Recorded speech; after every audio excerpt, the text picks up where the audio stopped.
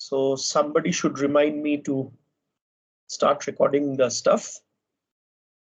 I think last time we met, I have become a little bit more tech savvy than that time.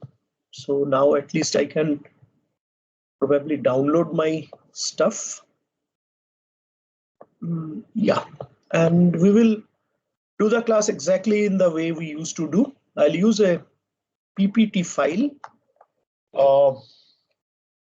for scribbling.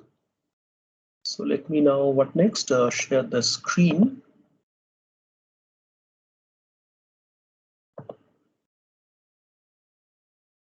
Right, so there we go.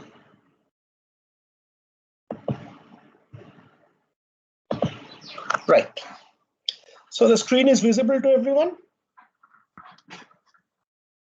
Just use the chat box for every response. Doubts, yes sir, no sir, whatever. And also, since this is mass transfer 2, so I know I'm going to teach to a set of people who have already done mass transfer 1. However, if you have any difficulty in following any of the concepts, please, particularly in the first couple of lectures maybe, right? Please do not hesitate to stop me. I will, because it is very important that your concepts are absolutely clear. Okay, so I will be teaching, as you know, that this course will be taught, half I will teach and half Professor Saurabh Mandal will teach. So I will take, as usual, the double lecture, which is Monday morning double lecture. Don't know whether it's good for bad, but every week we'll get started seeing my face. What I will cover, very short syllabus. We will talk about number 1, liquid-liquid extraction.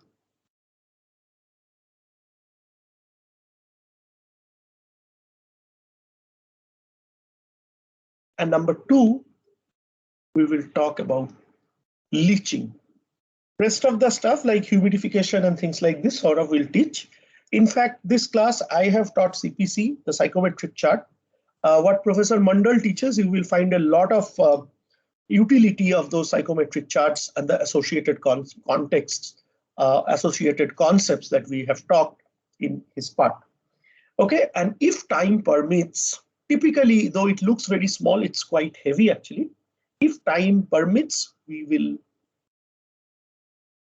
do absorption, but only if time permits, because there are some critical concepts in leaching.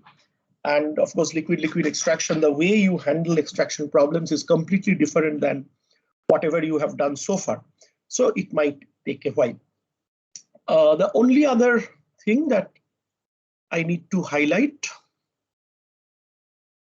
the textbook that I will follow is RE-Treble. Whichever edition version you have, I do not know. The name is Mass Transfer Operations. I think you know it by now. Treble's book is like the most fundamental book in mass transfer.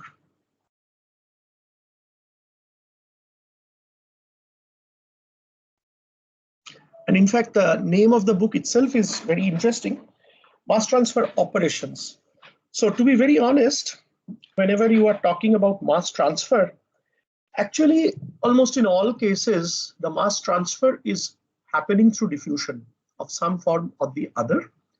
But what varies is how you achieve the separation, and which essentially falls into the category of mass transfer operation.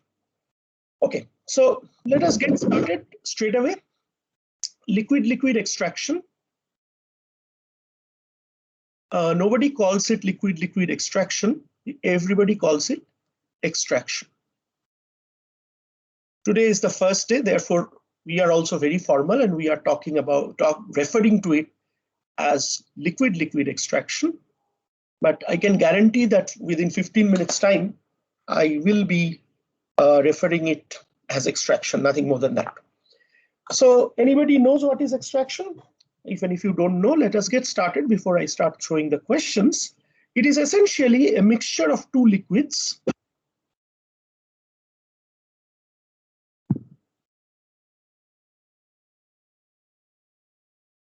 typically we would term them as A and C, right? I'm forgetting. I'm a little rusted today.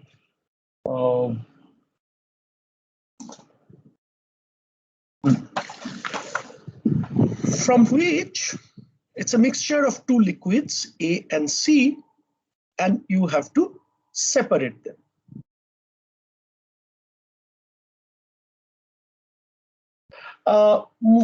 Most importantly, C is the liquid, or let me put it like this. C is the chemical or the liquid that you would like to separate from A or extract out of A.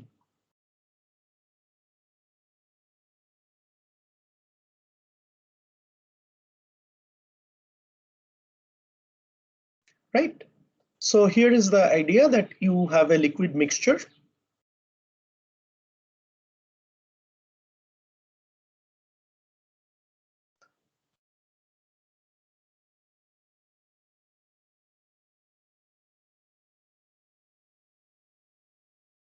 It's completely miscible.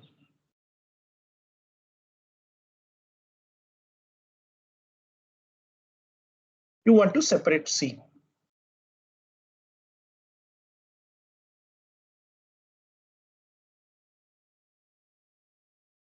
Does the class know about any technique by which you can do it? Yes, usual, your responses in the chat box. If you want to enjoy my lectures as usual, please start participating. Otherwise, it becomes a monologue, and we all know that this online teaching is a terrible thing, and nobody likes when the teacher is just talking and you do nothing just to listen or lie down or whatever. Yes, Bhavana, distillation is perfect. So I guess everybody agrees. Yeah, Vardhan, Devesh. Yeah, so distillation.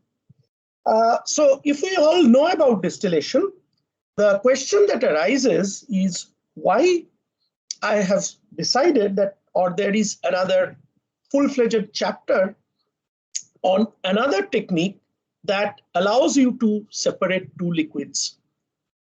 Any thought on that? Question to ask is, if the class understands that C plus A you can separate by distillation itself, why on earth you would like to talk about another technique? Yes, Shayan?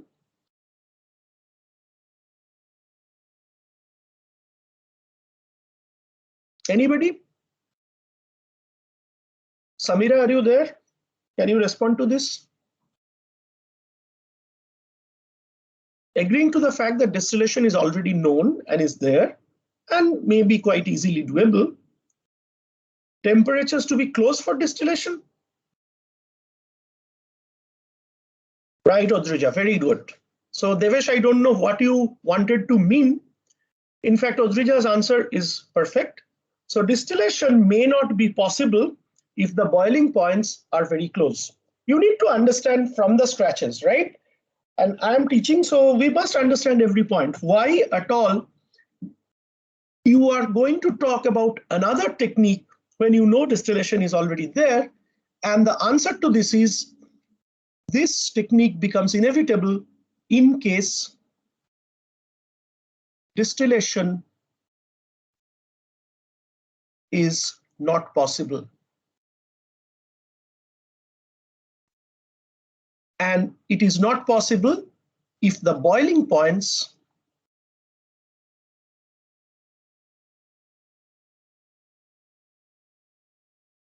are very close. In fact, you know what type of chemicals are most prone to these type of problems? If you remember this benzene ring, and then even some, I've forgotten this name of the chemical. Let me have a quick look into it. So these ortho, meta, and all this stuff were there, no?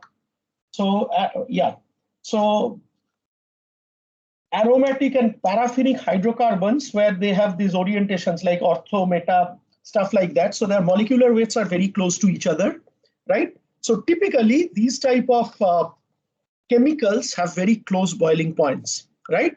However, there are many other physical properties of these type of chemicals are completely different. Therefore, distillation fails, but you would like to still separate C from A. And incidentally, before we move on further, C is called the solute, that is your desired chemical, and A is called the carrier. And collectively, C plus A is called the feed. So what we do, let me just tell you what we do, and then we can start discussing more. What we do is we add another liquid B.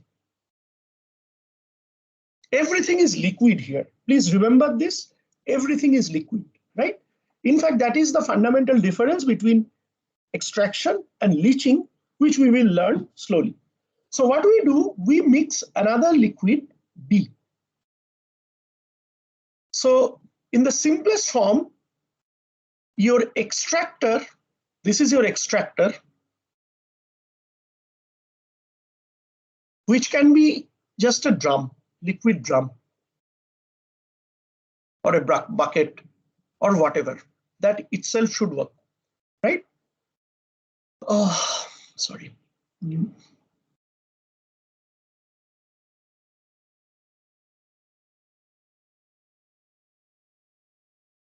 So it can be simply a drum.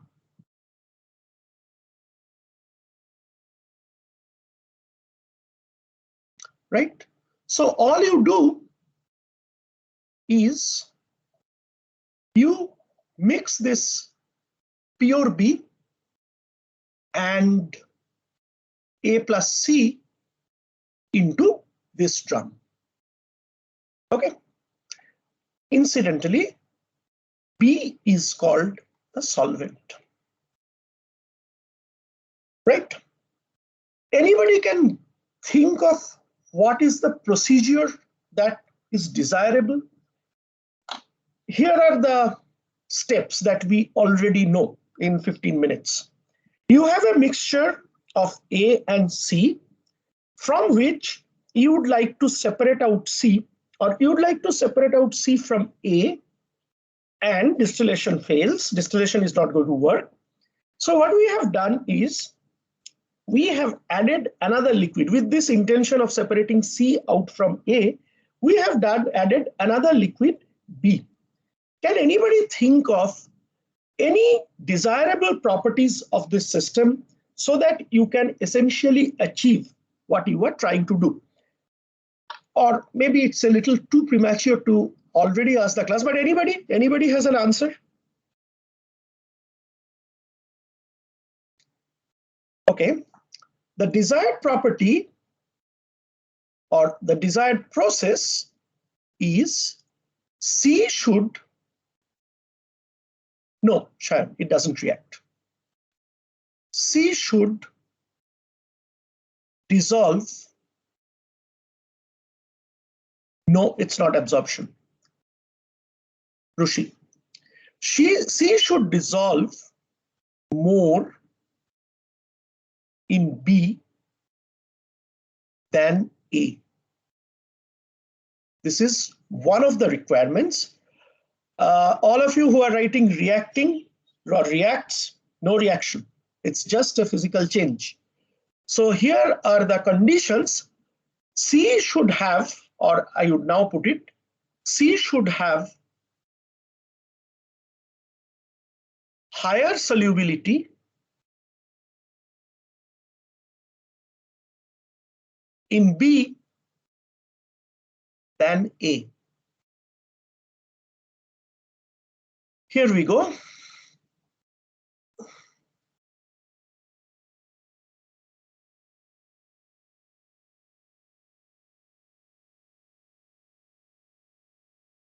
It's all mixed. And the conditions we are now listing, C should have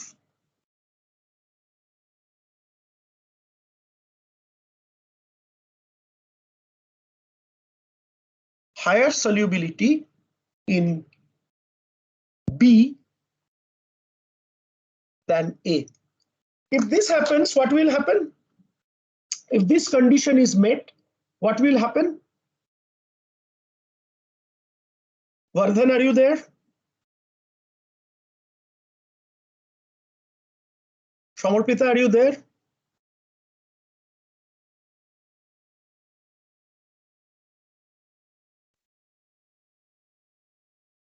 Sneh, can you give an answer based on this? A can easily separate it out. No, it's not easily separated out. Everything on earth is not easy. See, we will soon understand extraction is not an easy process, right? It might look easy the way we are learning, but it's not.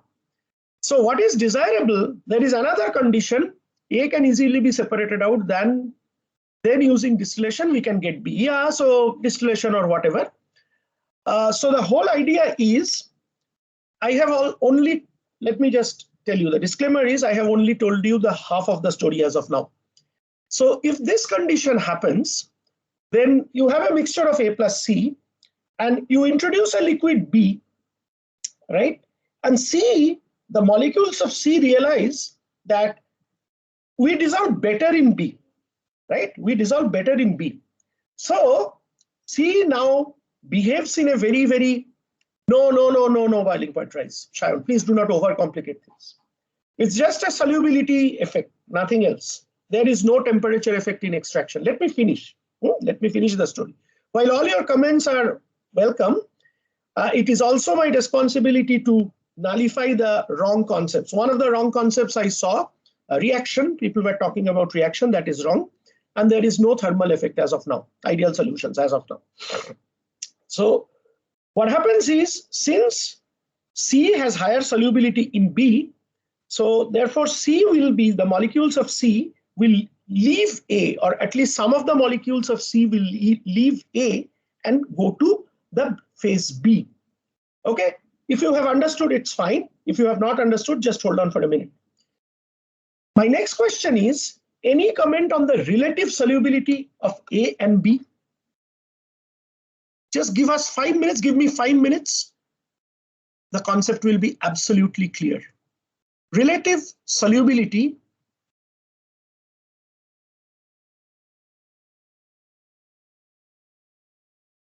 of A and B. Hi Sahil, good to see you. Yeah, absolutely. A and B, Audrija, no relatively insoluble. Ideally, they are immiscible or insoluble. Perfect.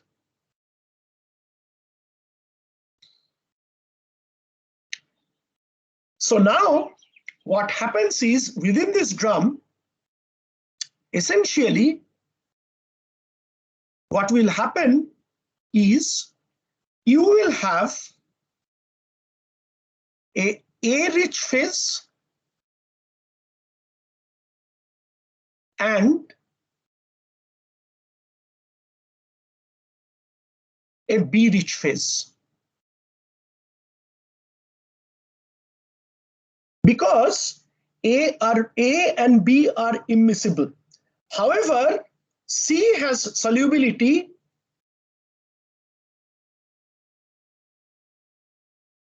in both A and B. So what we will have an A-rich phase with some C, and we will have a B-rich phase with some C. Or in other words, what we had was, we had only A plus C. Now you introduce B, and some molecules of C simply moves to this phase. So what we have is this, and I put this arrows. Let me see if it makes any sense. So what we essentially have, after we have put B into the mixture of A plus C, B and A are immiscible. So we have two immiscible liquids, there are two phases, right? However, C has miscibility in A and also has miscibility in B, and it is argued, or you have chosen your solvent in such a way that C should have higher solubility in B. than A. So what is the consequence? Consequence is C now starts to move from A to C. And when I use the word loosely moves, it is actually, it diffuses from A to C. So consequently, after some time, what happens is you get a B-rich phase which has C. And here the arrow means that B initially had 0 C. So the concentration of C in this phase is rising. And on the other hand, A plus C, still some C remains. I am not saying that you put B and just like a blotting paper, all the C is sucked out. I wish life would have been like that, but under real condition, it never happens. A also retains some C, right? However, this arrow indicates that whatever was the initial concentration of C in A in your carrier has now reduced. Is this concept clear? So what has happened? Effectively, what has happened is liquid B has extracted C out from A. Is it clear? Is it clear to the class?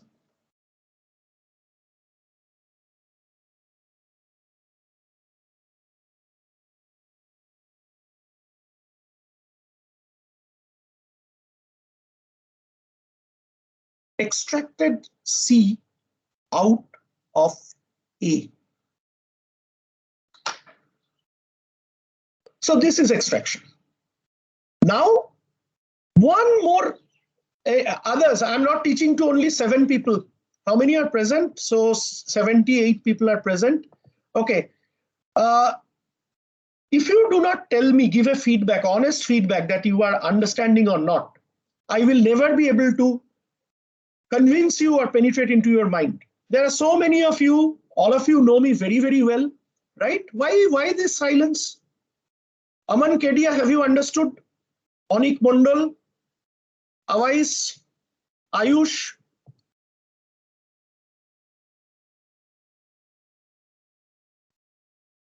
एक तो पढ़ा ऊपर से समझ में आया sir करके पूछो.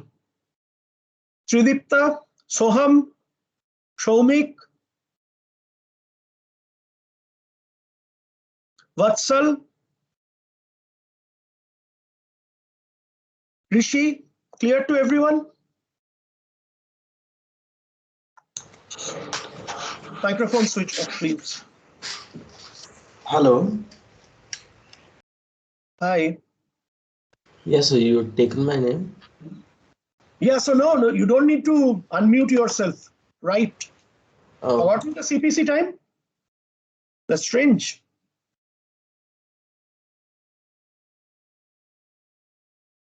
Okay, so we sort of understand extraction already. Is it clear? Now, one additional question. When I draw this picture, in fact, these are all, we will learn it in a more formal way.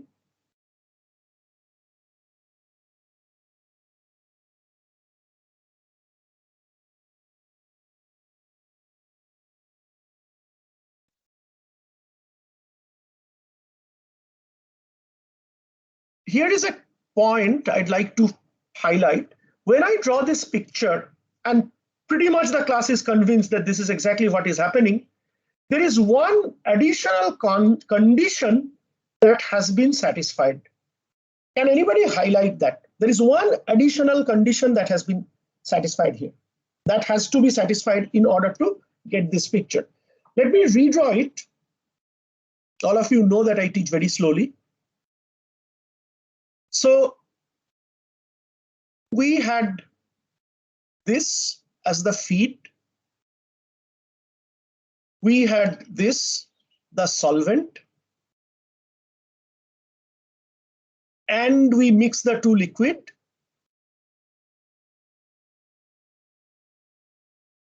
And this happens. And of course, we wanted to extract out C from A, right? So this is our product. As somebody very nicely pointed out, I've forgotten who that was, one problem of extraction or one limitation of extraction is, unlike distillation, you unfortunately here, you do not get a pure product. You started with a solution. So C was in A, right? And now what you are getting is C is in B, right? So now again, you have to do a subsequent post-processing of separating C from B, which might be based on distillation. So again, the question comes, so now this is your extract, which is C plus B. And please understand that further some separation has to be done to get pure C. However, still, how does it help? It may so happen that A and C are having very close boiling points and therefore distillation doesn't work there. But B and C might be having different boiling points and therefore you can very easily do distillation. Of course, please understand, so therefore extraction is a pretty complicated process, but there might be some chemicals, right, which are so expensive, particularly in pharmaceutical industry, one needs a lot of them, that you still need to separate them out at any cost, and therefore you do extraction. Separating uranium, for example, I think there is a lot of extraction that goes in, right? So something like that. And this is, so this A plus whatever remaining C, this is what is called as the raffinate. Okay. So we have 4 streams in a single stage, and what we have constructed actually is a single stage batch extractor.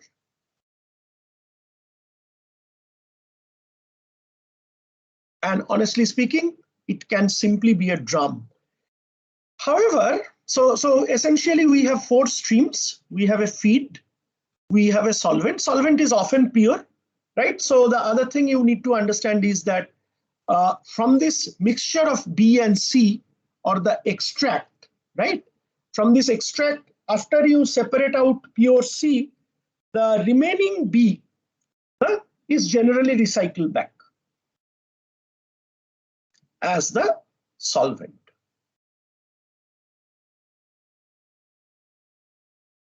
Because after you have separated most part of C, it's a relatively pure B, right? So there is no point in throwing it out, and most cases chemicals, throwing out chemicals is not desirable. It might not be good for the environment, and more importantly, it is costly. So in most cases, it is recycled back, and one can therefore have either have pure solvent or recycled solvent. It will have some consequence on the process, which we will see. You have a feed, so 4 streams: solvent, feed, extract, and raffinate. Okay. Now I repeat the question I asked. As usual, my questions are slightly strange, out of box, you can say. So if we are drawing the picture like this, right, apparently this is giving a feeling that you can simply decant out the extract and the raffinate, right? What additional condition you think is desirable?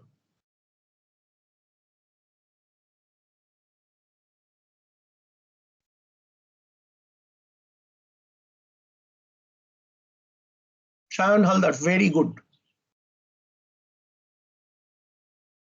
The other thing is density. So what Shayan has meant, I will just reframe his answer. You should have, it is desirable that A and B should have, sorry, not A and B. Yeah, A and B, sorry, I'm okay. A and B should have significant density difference.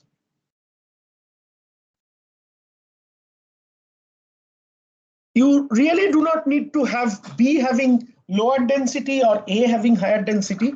Another interesting concept, unlike distillation, there is no specific top or bottom product in extraction.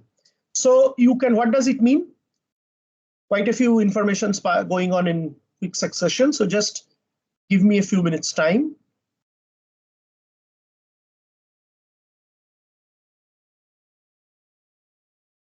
You will understand it all. So what I mean to say that either of this configuration is possible. You can separate out the raffinate from the top, or you can get the extract also from the top, depending on the relative densities of A and B. Unlike distillation, there is no hard and fast rule that your distillate or the lower boiling components have to come out from the top. It simply depends on the density difference. So if you have the carrier has lower density than the solvent, carrier is A, solvent is B, then from this drum or the extractor, batch extractor, so for the time being, maybe for the first two classes, we will limit our discussion only to maybe a single stage batch extractor. If your carrier has lower density than the solvent, then you will get the raffinate at the top. If your solvent has lower density than the carrier, you will get the extract from the top. Is it clear? So Shayan, there is no need to write high or low.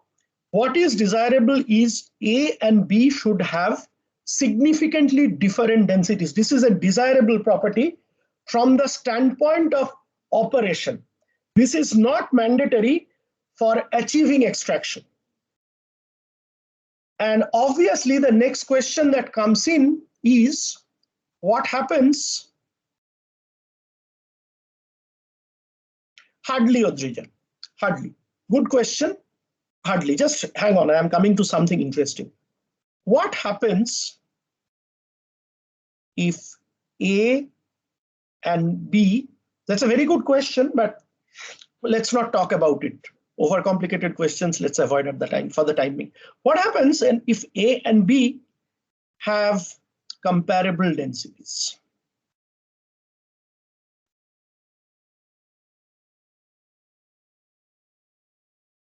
Anyone?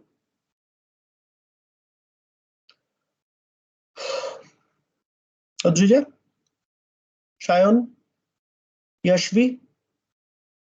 Globules will be formed. Devesh, a little bit of technical terminology is desirable.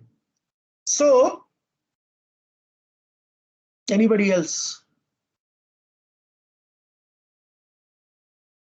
Very good. Emulsion or dispersion, right?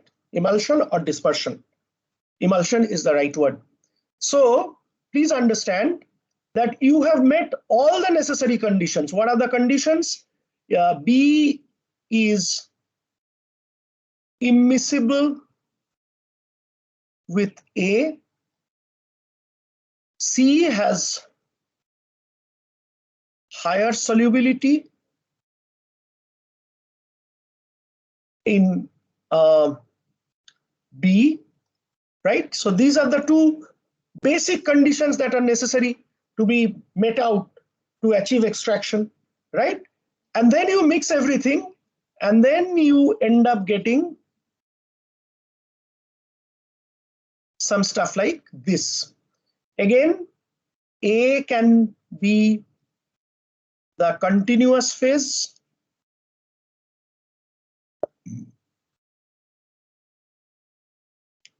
B, dispersed phase, or B can be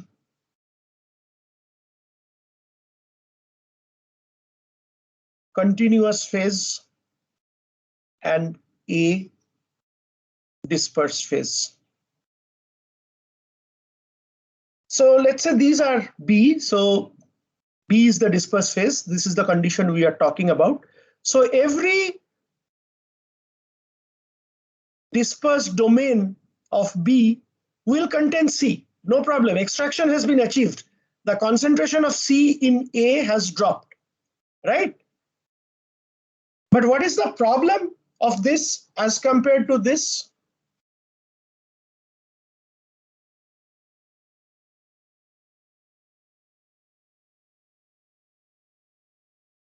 Here, you can almost, it's more of an operational thing. Shayan, wait a second, Shayan. So why would you like to achieve an emulsion? Would it help you? So from the standpoint, let me reframe the question. Shayan has asked a question and let me reframe. So now do you understand which one is desirable from the standpoint of extraction?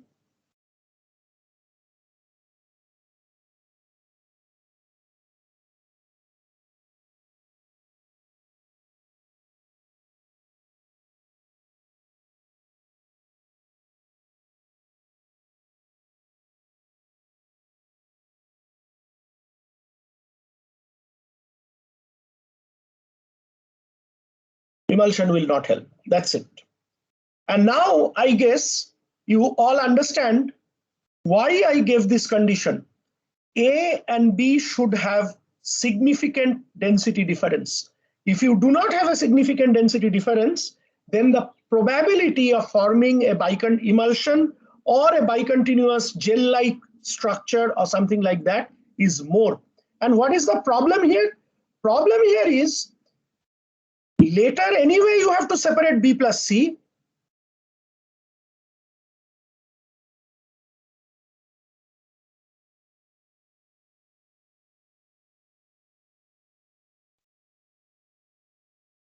But here first, you now have to separate the emulsion. You have to separate the dispersed phase.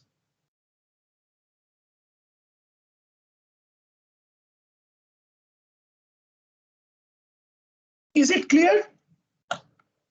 Is it clear to all that theoretically you can have anything based on these two conditions? Based on these two conditions, you can either have a clear stratification of the two layers,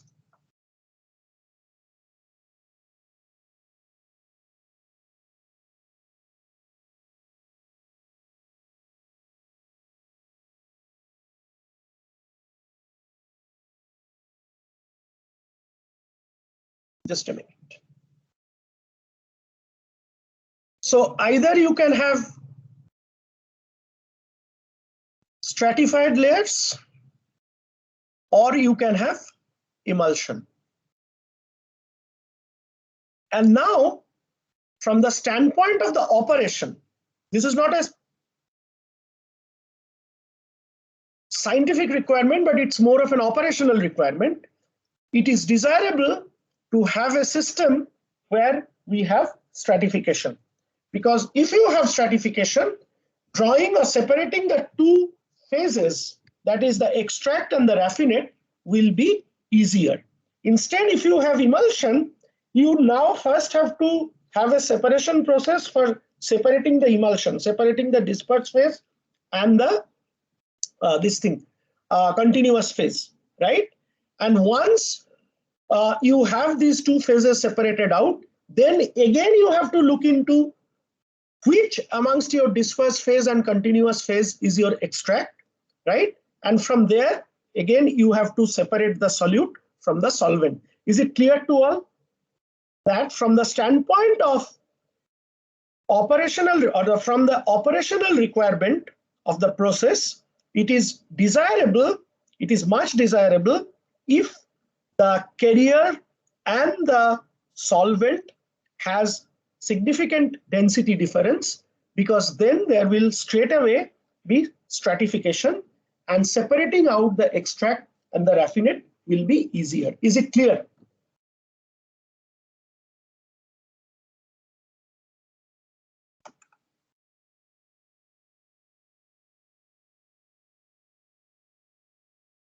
Is it clear?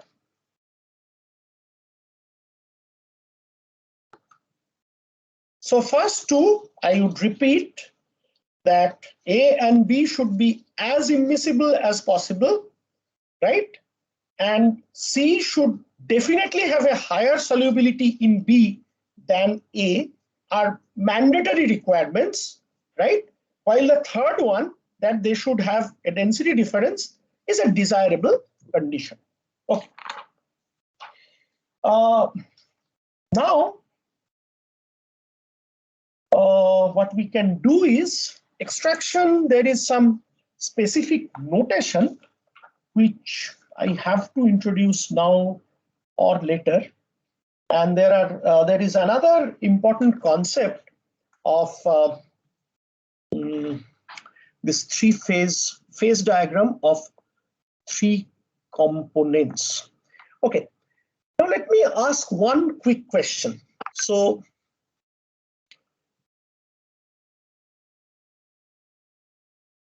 what is the role, or what is the equivalence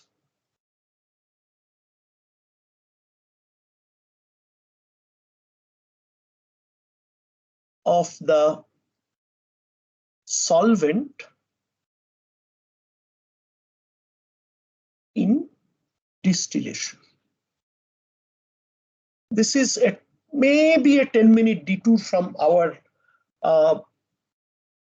discussion what we were having on extraction, but this will sort of make it very clear to you because of the fact that I always would like to compare extraction with distillation because of the simple fact that both separate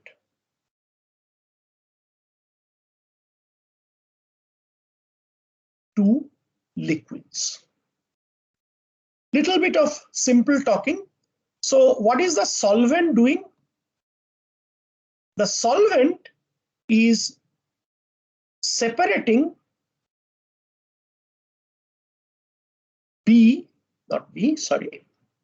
separating C from A. And what you need to understand is this solvent is added externally to achieve this separation. My question is, what is analogous to the role that solvent is playing in distillation? What is similar to this solvent in distillation? Very good. Heat.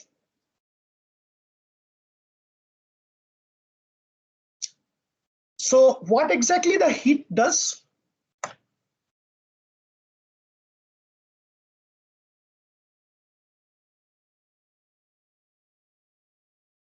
So one thing, I'm coming to the question. One thing you can clearly see that in distillation, the separation you are achieving by addition of energy, right? Because you all know, let's not beat about the bush, you all know that distillation relies on the concept of difference in boiling point. And here in extraction, the separation is actually achieved by addition of certain amount of mass, no energy from outside. Now, what this solvent is doing, this solvent is manifesting another property. Or in other words, one can say that this one works on difference in boiling point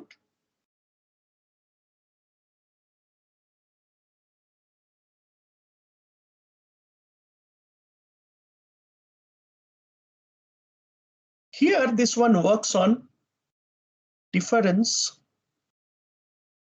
in solubility. Is it clear to all? You simply add heat, and what exactly do?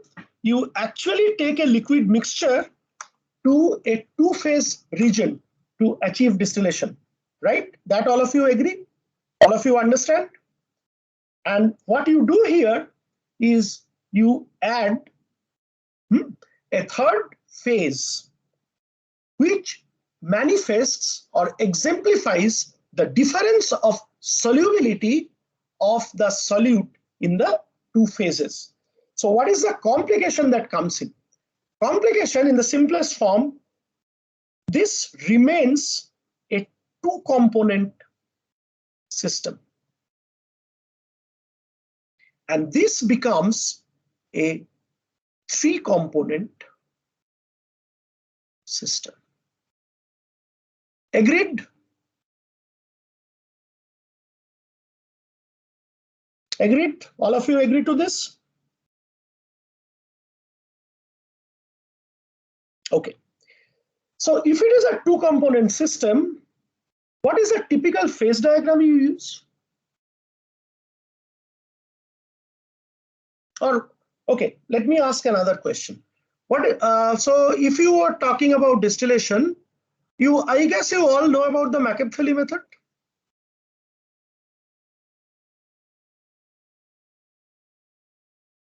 Yes or no?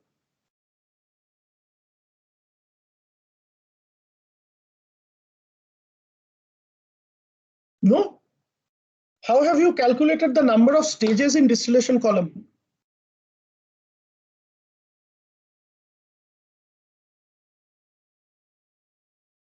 Yeah, the one that involves the number of trays.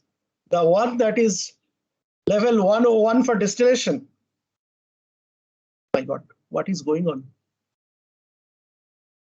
Distillation column comes with different trays, you know that? Yeah, graphically, yeah. बाप रे, backup थैली पूछ के तो मुसीबत कर दिया मैंने. I have to give so many clues to remind what is going on. Okay, okay. I have sort of got the answer I was looking for. The silence is pretty unbearable.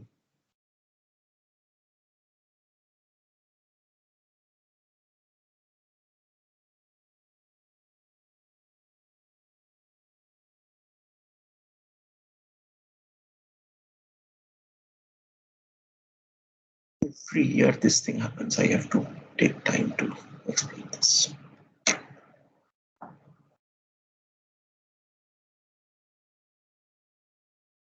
Okay.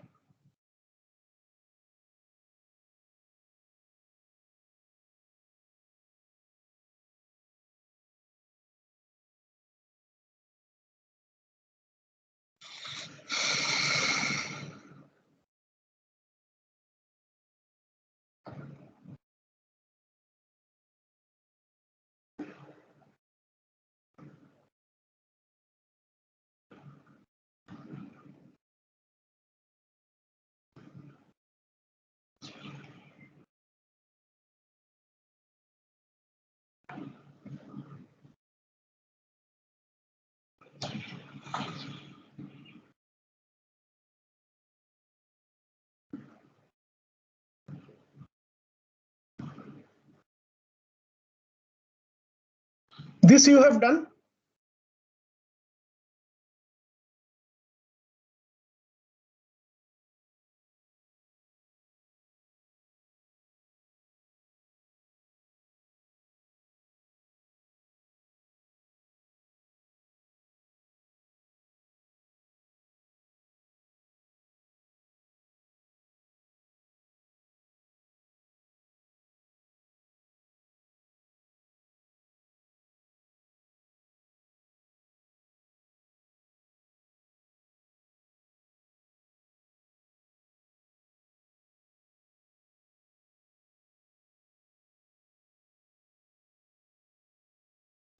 Adrija, Varun, Samira, Devesh, Sneh, you have done this, yes or no?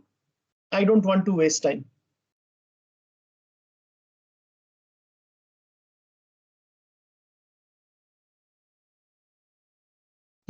Wonderful.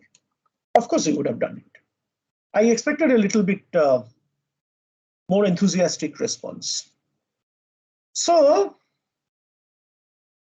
you have an equilibrium plot. You have an X versus Y data. So I guess the whole class understands the different components of this graph. So this one is the equilibrium plot, x versus y, right? Yes or no?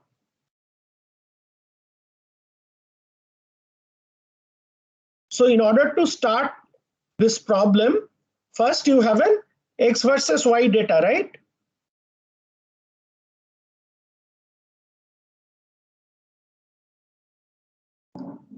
Why only Shayan is responding? So you do not know, you need an x versus y data, yes or no?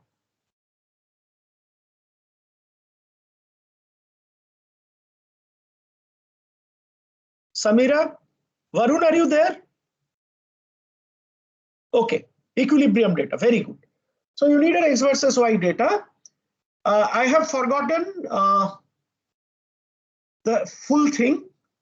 Here is the feed point, and this one, how many of you know what is this line called? What is this line called, Varun? Pooja, good to see you. What is this line called? The one highlighted in green. Samira, what is this line called? Udrija? Operating line, very good.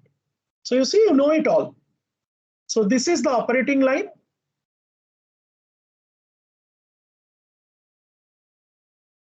This is the equilibrium line.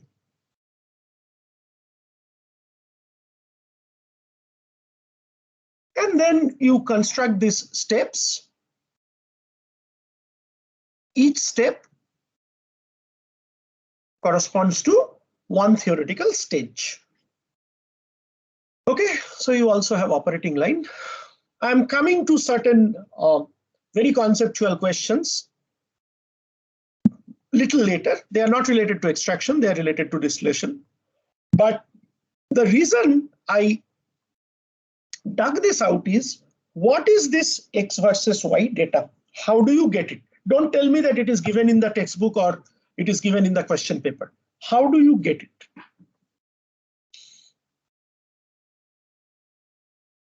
Okay. While I give an answer or we talk about this, I have a simple question, and this I taught in CPC. Let me check. So you have two liquids, two miscible liquids. One has boiling temperature of 100 degrees centigrade.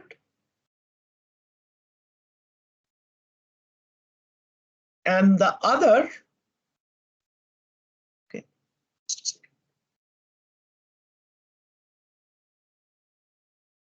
has a boiling temperature of 60 degrees centigrade.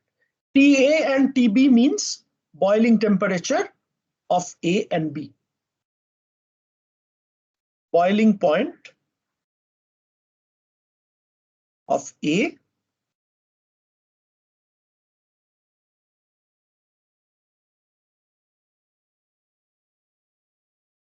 now I have a mixture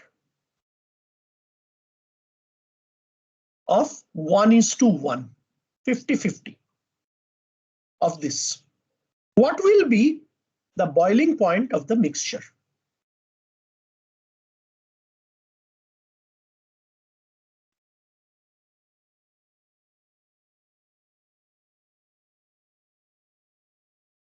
Anyone?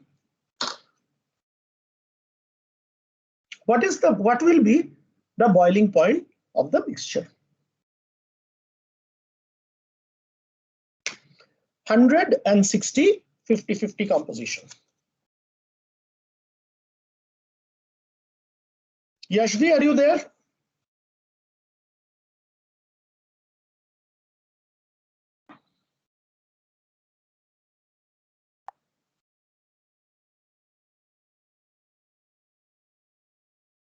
Abhishek Purohit, Akhil Dama, Aman Kedia, Vadri Vishal, Ayush Surana, Chavi, Jay, Bhavna, Muskan, Naman, Praneeth, Polomi, Rishav, Rohit.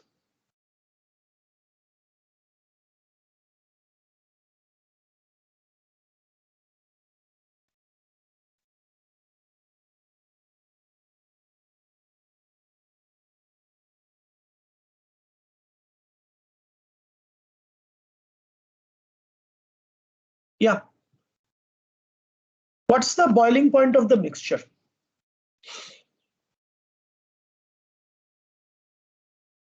Varun, Udrija.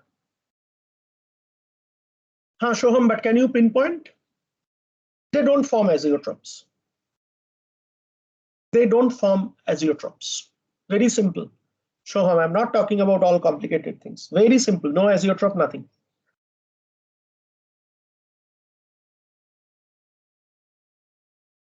Devesh, Shayon Halda, Shayon Maiti. 80 degrees centigrade. Anybody else who agrees to the fact that it has 80 degrees centigrade?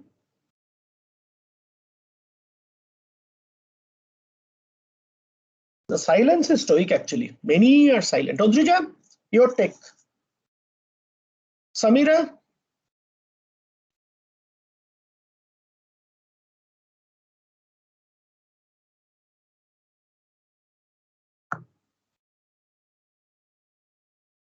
$60 रहेगा अमन.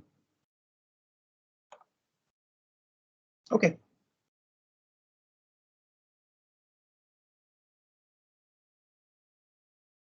All the answers so far are wrong. All.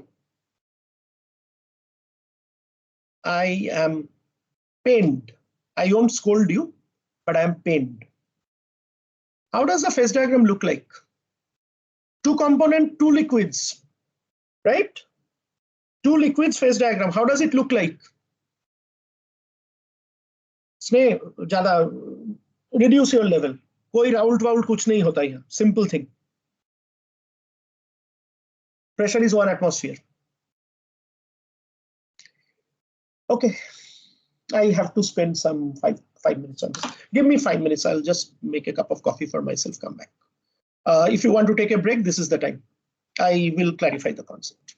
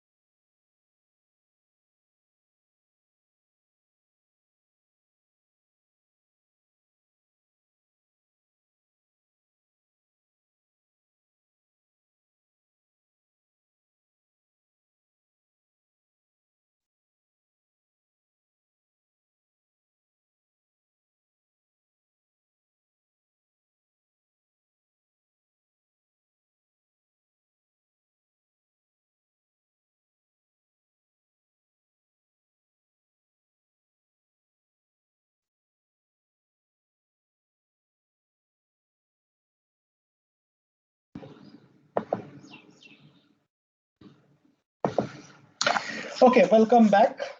I'm also back. Sneh, your answer is very close, but not fully. Okay. Uh, Let me go to the next page. Anybody remembers how a two component, and here we are talking about the liquids, phase diagram looks like?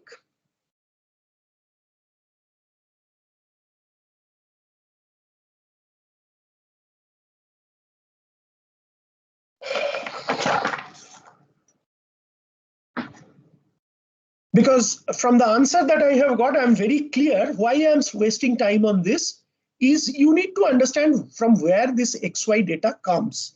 Because in extraction, we will also be working with some similar data, but there is going to be significant difference in that data. So therefore, you need to understand. Okay, let me draw it. So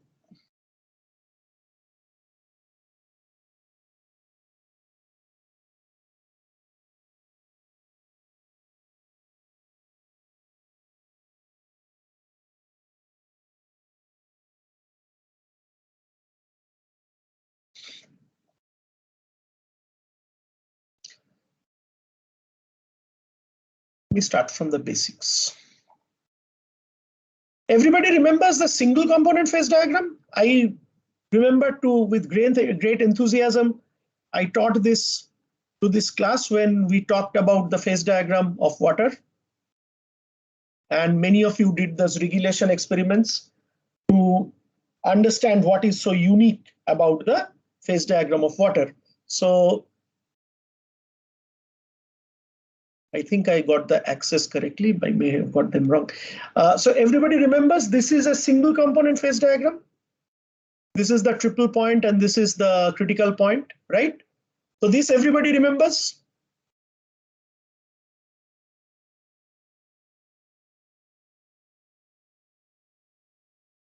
Okay, good.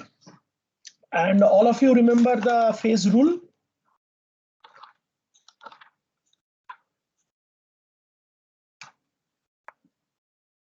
So the phase rule is P plus, I keep on forgetting, C equal to 2. So for a single component system, we have component is equal to 1. Anywhere over at these areas, the P is 1. So degrees of freedom is 2. That is independently, you can define pressure and temperature. And if you are on any one of these lines, that is, you are going a phase transition, then of course your phase becomes 2, component is still 1. So your phase, if the degree of freedom becomes 1. That everybody remembers, right? Now, let us focus. I have to rush a little bit because this is not something I was supposed to teach. We talk about two miscible liquids.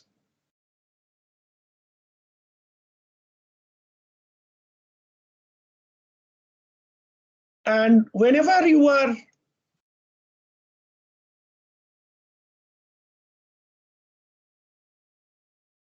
essentially talking about two miscible liquids, your number of components is actually 2.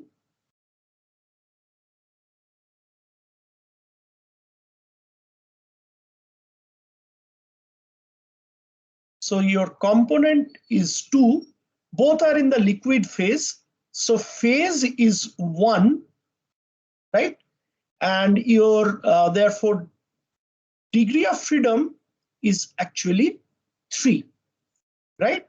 So you need to define 3 different parameters to fully, you need to mention 3 different parameters to fully identify the system. And what are those? Sneh? For a 2-component system, what are those? What can be those?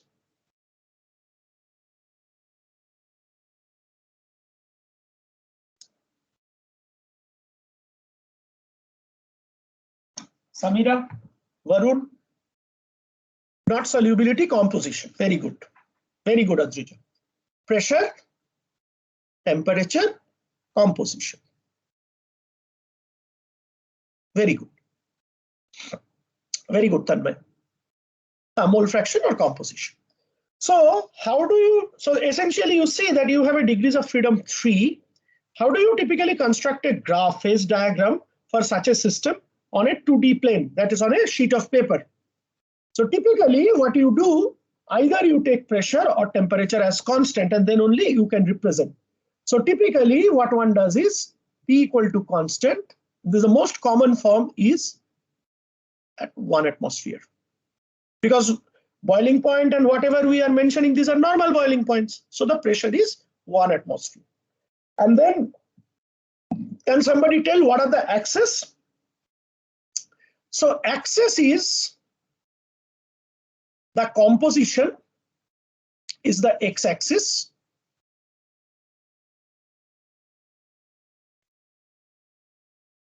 And y-axis is temperature.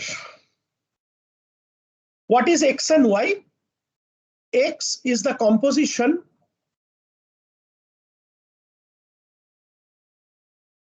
in liquid. So if you have two phases, two components,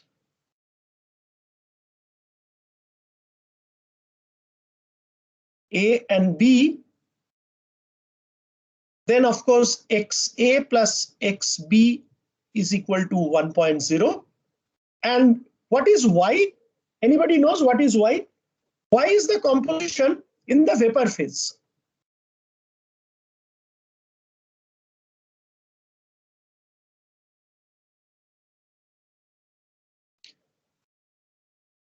It's also going to be YA plus YB is equal to 0. Now, additionally, what is given is, I'll just change these numbers just for making the graph look better, nothing else. Let's say it won't affect the discussion in any way.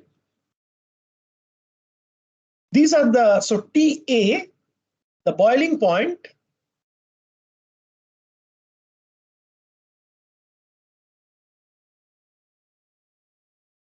and TB is 100 degree centigrade. Now, please stop me if you have any difficulty, because this I am not going to repeat again. Today is the first class. I thought this concept you should have very clearly. You should have a very crisp concept of this. I have, so no azeotrope, nothing.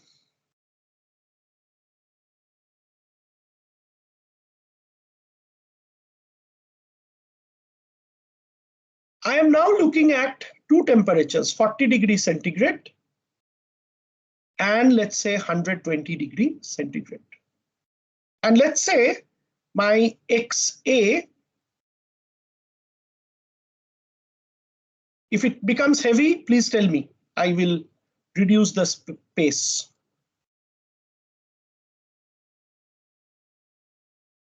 So essentially, okay, couple of things. So first, we have a system, let's say at 40 degrees centigrade. Looking at the values of the boiling points, what conclusion can the class draw by looking at this temperature? I don't have to tell anything. Yeah, these are two materials I have taken, therefore the material properties are defined, right? Based on that, everything else, of course, the composition I have to define. See, so what exactly we are doing is, I'm following the degrees of freedom. In order to define the system, I need to define three physical parameters. So what are the three parameters? Pressure is defined at 1 atmosphere, temperature is 40 degrees centigrade, and XA is 0.4. So the system is fully defined, okay?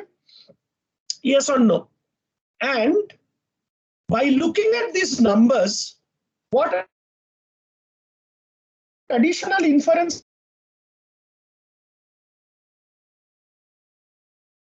Odrija, Samira, Bhavna, Sneh, Varun,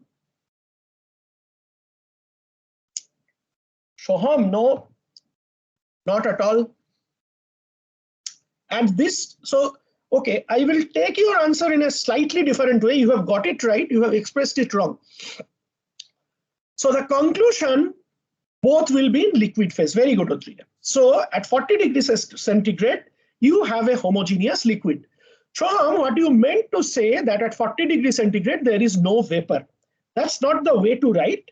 The way to write is, or way to express is, that at 40 degrees centigrade, the system is in a liquid state. Is that clear to all?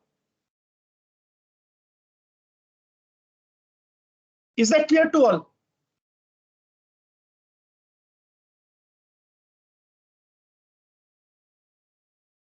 So this is at a liquid state. Now, I would like to, can I do this marking, these two numbers, can I mark on the graph?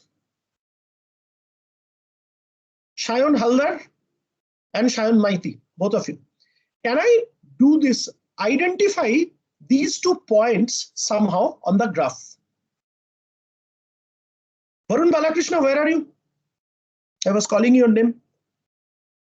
Can I identify these 2 points on the graph? Yeah, Varun, so can we identify these 2 points on the graph?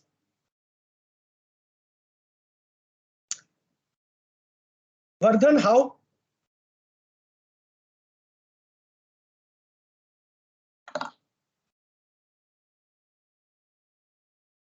Ayush, something is happening with your camera. So where can we identify these 2 points? Vardhan? Vertical line at xa equal to 0. Very good.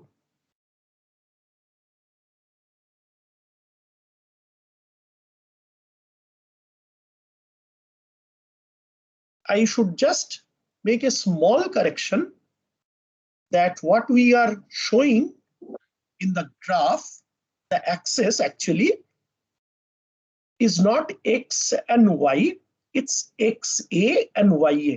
Thanks, Vardhan, for pointing it out. So this is actually xa. Therefore, the vertical line at xa equal to 1 is pure A. Is it clear to all? And the vertical line at xa is equal to 0 is pure B. So can I make a marking over here that this is 60 degrees centigrade and this is 100 degrees centigrade, and these two are boiling points? Or what is the significance of this point? The significance of this point is, had we had, instead of a liquid mixture, had we had a pure A, this part of the line would have represented a liquid and this part of the line would have represented a vapor. Similarly, if we had a pure B, this part would have represented a vapor and this part would have represented a liquid. Is it clear to all, the color coding?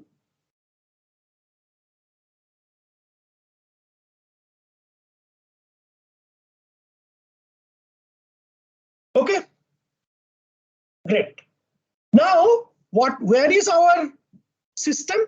Our system is somewhere over here. Okay. So people who said that the boiling point of the mixture, that 50-50 mixture, would be 80 degrees centigrade. This is what you thought.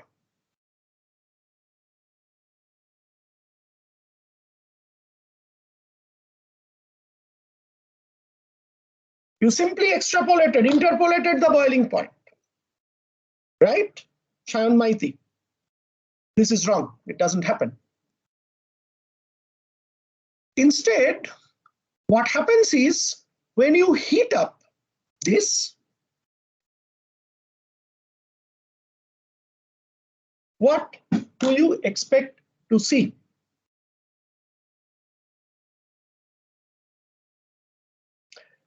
How many of you know the concept of, I guess all of you know, bubble point and dew point?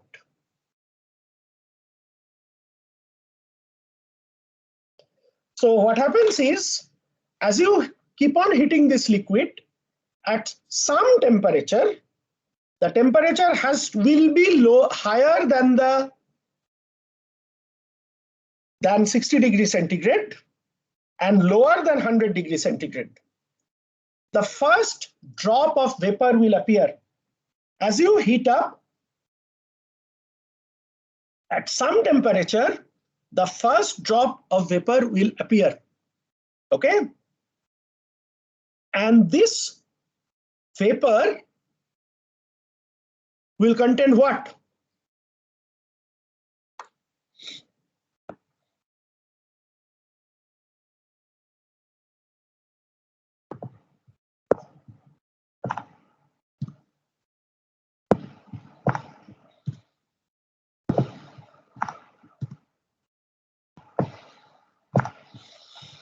Others.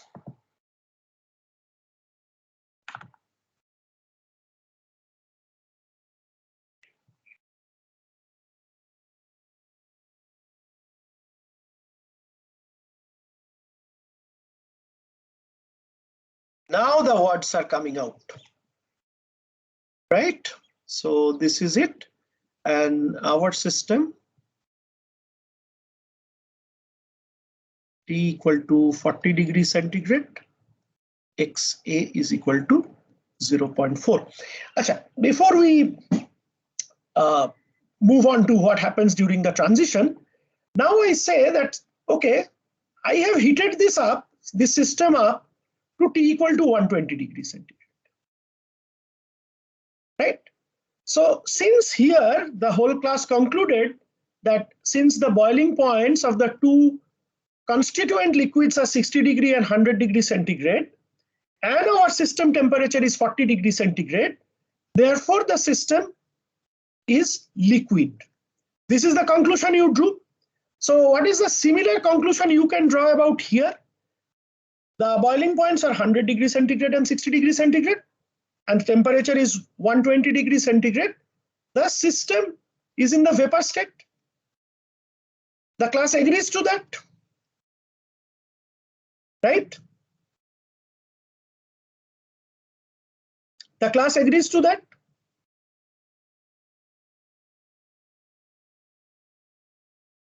Shoham, what will be YA? What will be YA?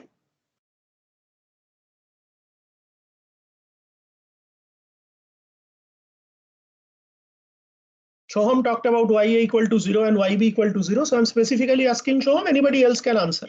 YA equal to 0.4. Important.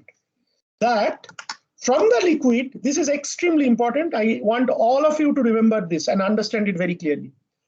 Shayan Maiti, yes. So if you have whatever is your, if your system is in a pure liquid and the two liquids are miscible, and you take the whole system to the vapor phase, right? The composition will remain same. But the fun happens during the transition. And towards that, what we need to recall our concept of bubble point and dew point. And the class almost started telling correctly that when we heat up this system at some temperature, the first drop, so the system we heat up at some temperature, drop of vapor will appear. If anybody is having difficulty, please stop me. There is no one great and no one inferior in this class. I have understood the level. That XY plot, the way the class responded, I have understood what I had to understand. So drop of vapor will appear. This is clear to everyone? See, check, and I am teaching to be very honest and very candid. So you should understand every word. So everybody understands that we heat up. This Sneh was talking about Raoult's law and all that. Remember about the concept, the other concept that is there, that in a mixture, right, what happens is there is elevation of boiling point. Isn't it, Sneh? Something is there, no? I have forgotten. I studied 30 years back. So exactly that is the effect. So first thing is, the moment you have a mixture, even if it is 90% A and 10% B, that mixture, nothing will happen even at 60 degrees centigrade. The first drop of vapor will appear at a slightly higher temperature, right? So this is what is the bubble point. So you heat it up, and at some point, what you will see, I just have to draw the graph, otherwise I will not be able to construct it in absence of any data. So what happens is you heat up, and at some temperature, you see the first drop of bubble appearing, and that bubble, what will be its composition? As Varun and some others said, it's a mixture of A and B.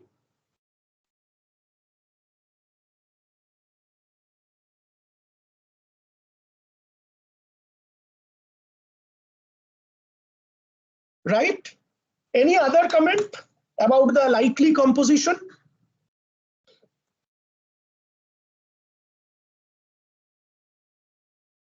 Varun, Adrija, Sneh, Shoham, Rakshit, Bhavna. Any other comment other than a mixture of A and B?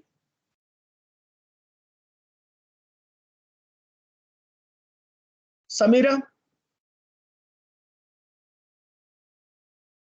Very good. This will be richer. Very good, Adrija. Richer in A. Vivek, very good. Richer in A. Why? Adrija, can you complete the story? As A, as an independent component, has lower boiling point, therefore, at the same temperature, so what exactly is lower boiling point? Lower boiling point means the molecules of A need less kinetic energy of translation to overcome the cohesive interaction in the liquid phase and to move on to the liquid phase. You remember, I only have taught in CPC about translational kinetic energy. So vapor phase means the molecules are free to move. So they possess adequate kinetic energy to overcome the internal potential energy, right? Which is the van der Waals interaction or the intermolecular interaction. So obviously, when A has lower boiling point than B, what can you conclude? And this I am not going to spare the class because I have taught a year back. A has lower boiling point than B means that the cohesive interaction between the molecules of A is lower, or the internal potential energy of the molecules of A is lower than that of B. The class can correlate this. The cohesive interaction, the AA interaction in the liquid phase between molecules of A is lower than the interaction, BB interaction of the molecules in the liquid phase, right? Therefore, the molecules of A actually require lower amount of additional kinetic energy to overcome the cohesive interaction and go to the vapor phase. Clear to the class?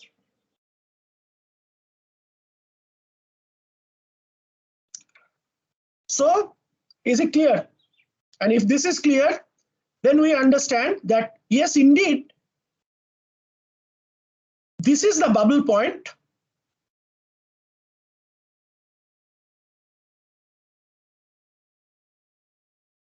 This is the bubble point, right?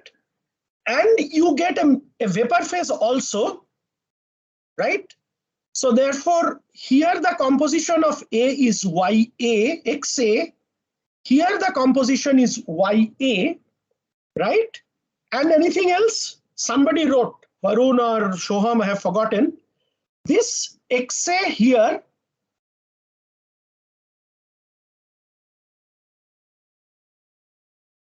are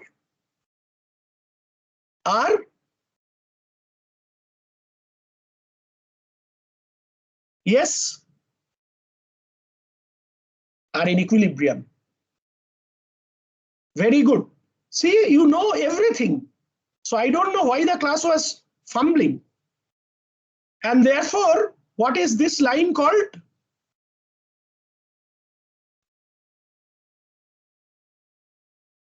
Again, I know you all know this is called a tie line. Very good. And does this X versus XA and YA, or XA1, let's say, and YA1, in whichever way you want to write. Okay, I'll ask the question after 2 minutes.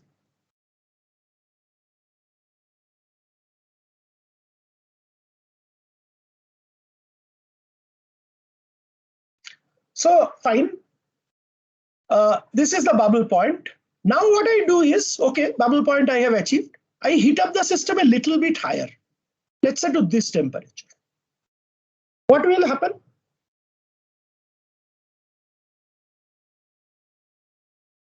So this bubble point wala discussion is clear to everyone.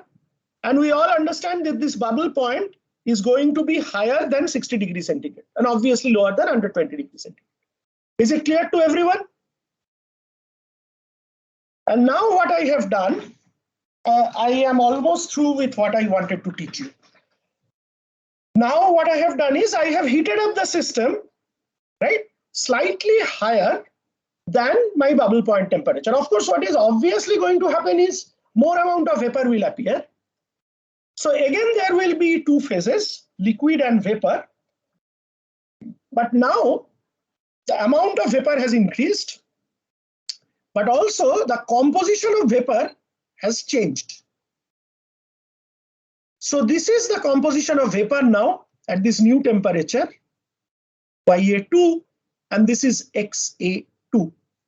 So now slowly the fraction of A starts increasing in the vapor. Look at the graph. The fraction of A starts increasing in the vapor.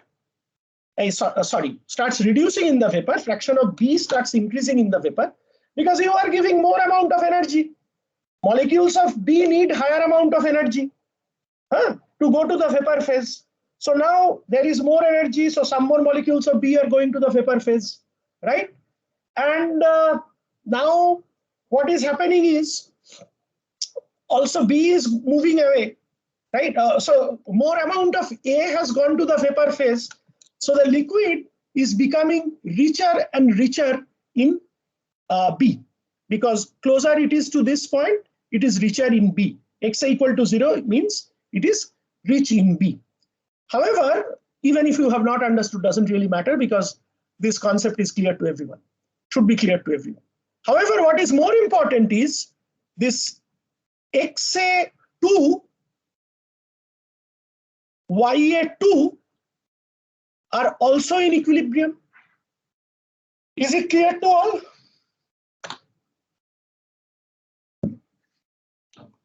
You heat up slightly. I will initiate discussion now. You heat up slightly. Again, you get some XA3, Y3, and you go over here. You just have the last drop of liquid here.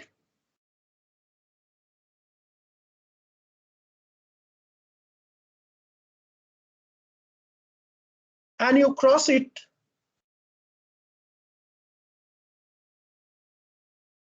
Full vapor.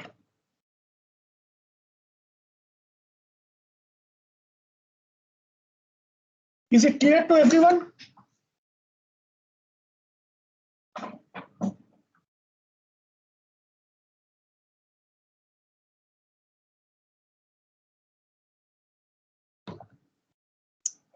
Is it clear to everyone? And in the process, what you have done?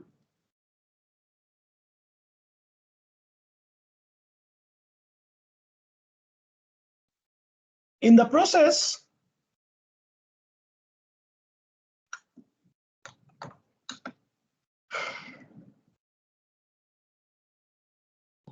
very good, obtained dew point, but you have done something more.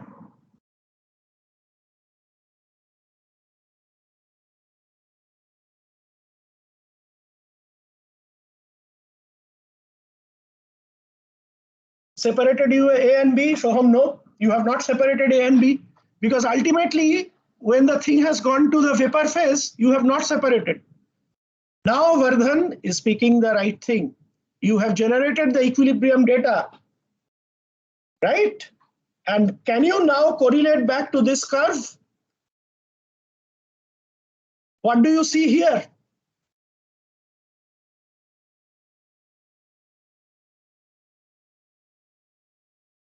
You did not obtain the equilibrium curve, Shankar, but you have obtained the equilibrium data. Very good. Is it clear to everyone how you obtain the equilibrium data?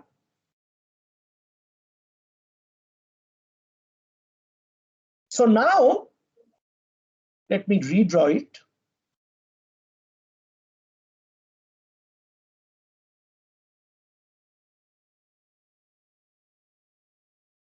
Is it clear to everyone?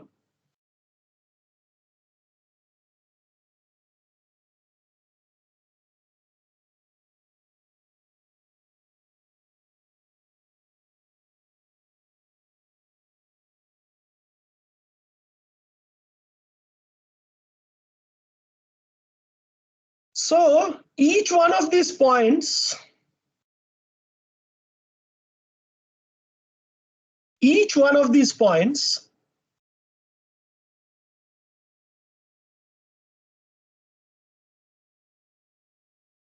are the two extremities of a tie line.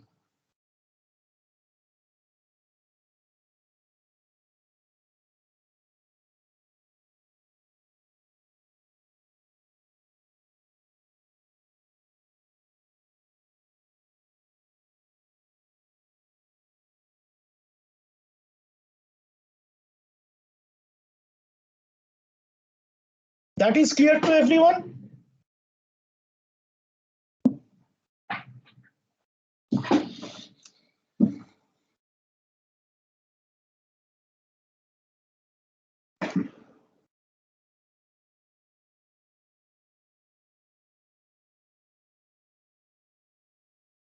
Yeah, Bhavna, I was thinking of calling you.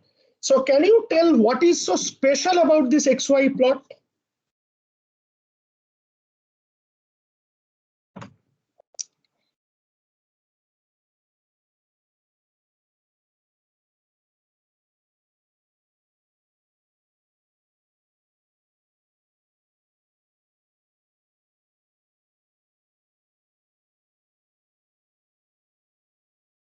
It's obvious in front of your eyes.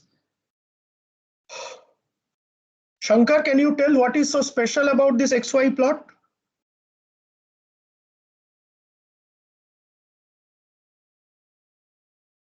Samira, can you tell?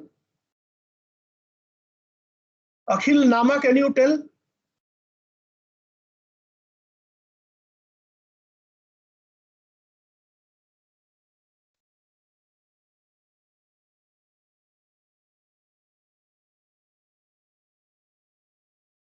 This XY plot is not isothermal. This is actually a TXY plot where the information of T is lost. If you go back to this plot, then you can obtain the corresponding T values. Is it clear?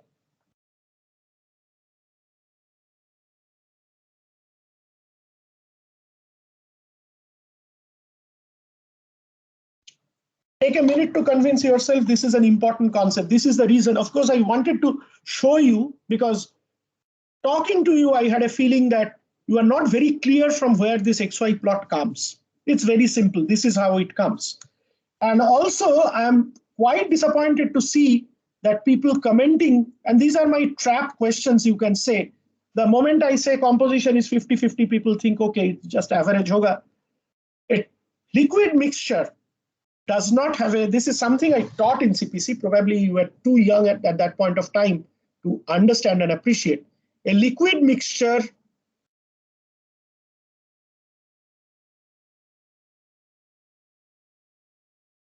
does not have a boiling point.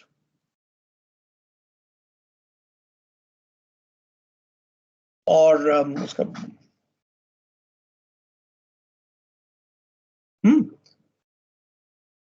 what is it called? I mean, vapor to liquid transition, that's boiling, and what's the opposite point called? Anyway, I forgot. I'll check. It has a boiling range.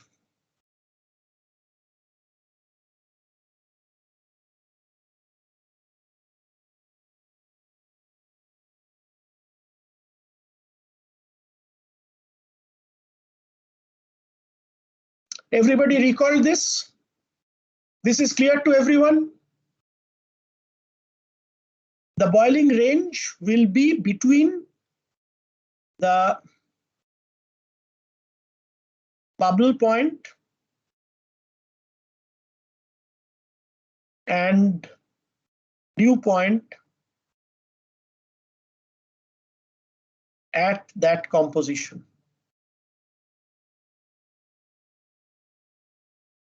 Is it clear to all? So as you keep on heating, when both the components are in the liquid or when both the components are in the vapor, their composition will be same, right?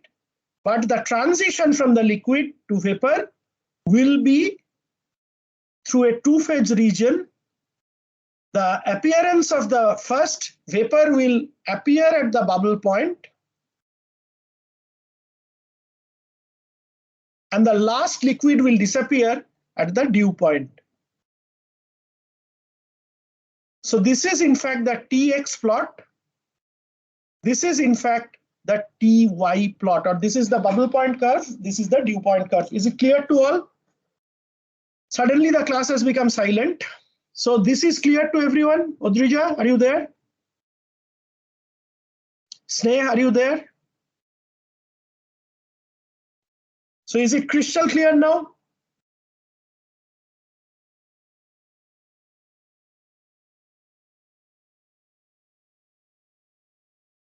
And how does the process of distillation works? Distillation works when at a particular temperature you have a vapor and a liquid, right? You simply separate them out. How? Everything actually should fall in place. So one tray now, right? This is one tray. So you see it has a particular temperature. And at that temperature, the vapor will flow up and the liquid will flow down. So this vapor interacts with fresh liquid at the upper stage, and this liquid will interact with fresh vapor at the lower stage, which are at different temperature. Is it clear? So that's how you achieve separation in distillation, right? This curve, I don't know whether whoever has taught you has made you think in this line. This curve also tells you the need for multiple stages. This curve also tells you the need for multiple stages. Because you see, if you have only one stage, the composition of the products will be limited only to these compositions, nothing else. So what you are doing, you are actually taking the liquid to higher temperatures. So you push it up like this so that it splits up further. And what you are doing is you are taking the vapor to a lower temperature. So again, it splits up according to a new tie line. And therefore, along a distillation column, the temperature is maximum at the bottom and minimum at the top. Each tray operates at different points. Is it clear to all of you? At least you can connect. This is all you have studied in your mass transfer 1. I am not supposed to teach all this or even discuss all this, but I need certain amount of background concept for complete understanding of extraction. So these concepts are important because soon we will be talking about XY diagram in extraction also. And at least I had as a student always felt that if we are using the XY plot here, what is the difference in this XY plot and the XY plot we have used in distillation? The most important, I guess the class now understands that this XY diagram that you draw for McEnthely method, which many of you recalled after a lot of difficulty, graphic method hai kya, ye wo karke, it's fine. What is important for you to recall is this XY plot. Every point is at different temperature. Is it clear to everyone?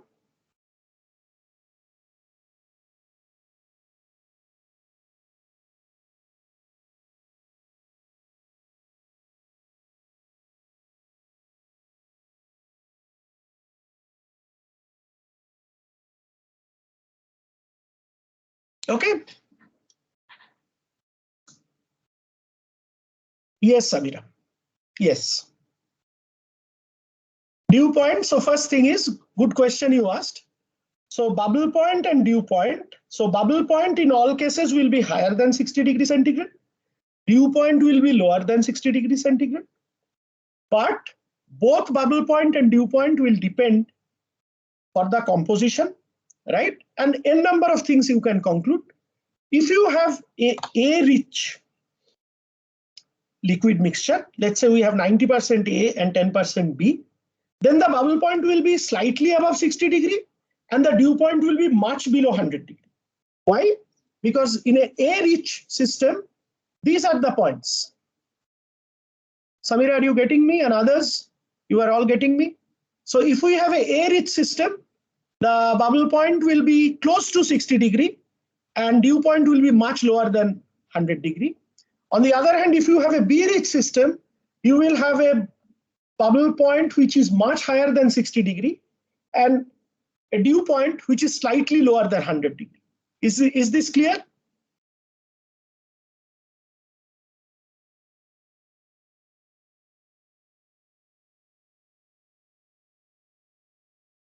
Achha, one quick question. We are almost running out of time. So just let me tell you, ask you a small question. Suppose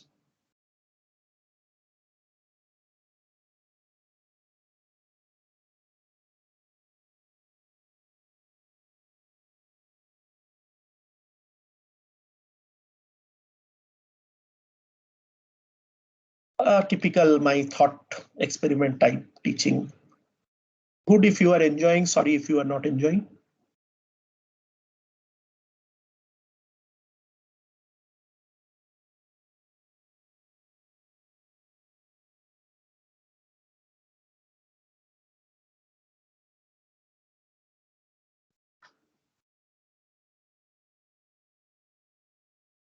We have been given two data sets. The XY plot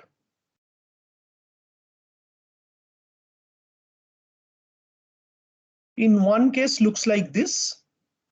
The XY plot in the other case looks like this.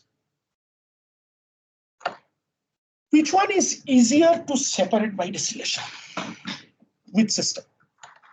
Don't confuse their system 1 and system 2.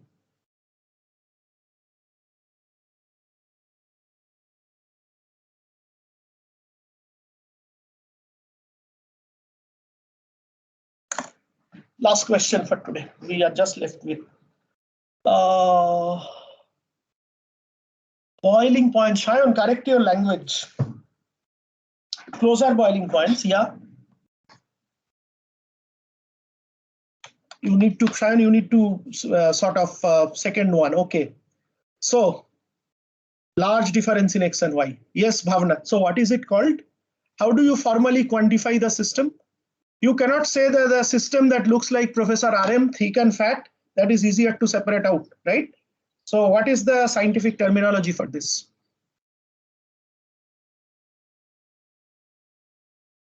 Sudipta?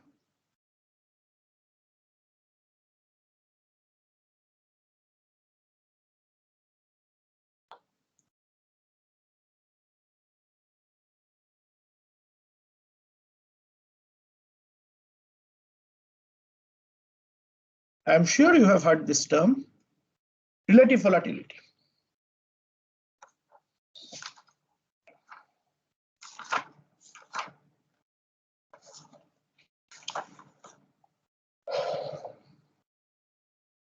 You know relative volatility? Yes or no?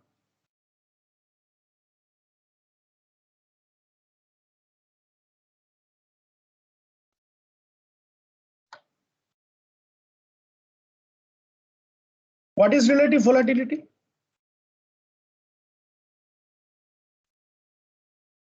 Puss, right? Alpha ij is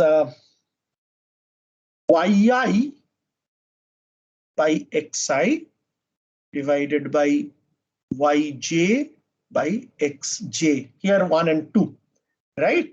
So essentially, it turns out to be y divided by 1 minus y into 1 minus x divided by x. This is what is relative volatility. Also, when the class said that the system 2 will be easier to distill, what it means is that if you have an operating line and the two cases having the same slope, this will have lesser number of stages, easy to separate. And you can you back calculate now and say what is the actual difference in these two systems? The actual difference is here. So when we draw this Tx and Ty diagram, the actual difference will be manifested here. So Shayan was very close to it, but he got the language wrong. The boiling points are not close or same. It's actually the dew point and bubble points for every composition is closer or different, right? So the expanse, right? The expanse of the gap, let us put it in very simple terms. The expanse of the gap between the Tx, I hope it doesn't crash. Okay. Kindly one of you remind me from time to time to save it.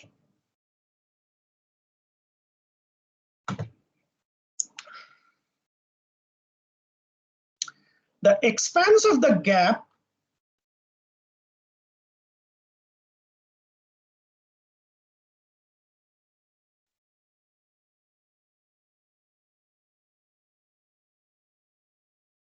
just a second.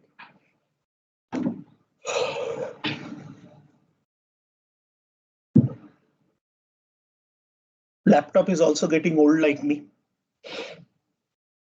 The expanse of the gap between the Tx and the Ty diagram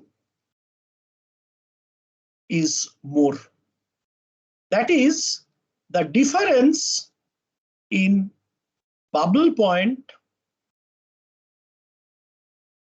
and dew point is more. It may not be a difference between their two boiling points only, right? Two boiling points are separate different means the distillation is highly possible, but then you also need to number of stages and all will depend on the expanse of the difference between the bubble point and dew point. Okay, so I think I will stop here today. Hope you have sort of course, we talked for extraction for about an hour and then we moved on to distillation. But anyway, I mean, this is all very basics what we have talked about. And I hope you have understood whatever we have discussed in the class. In case there is any problem, so kindly, my usual medicines, kindly go through whatever we discussed today before you forget it. Because one problem in my class is, very honestly, everybody thinks that things are very simple, something very, very cool and simple is going on. And then if you don't study it regularly, things sort of keep piling up. That's not a good habit.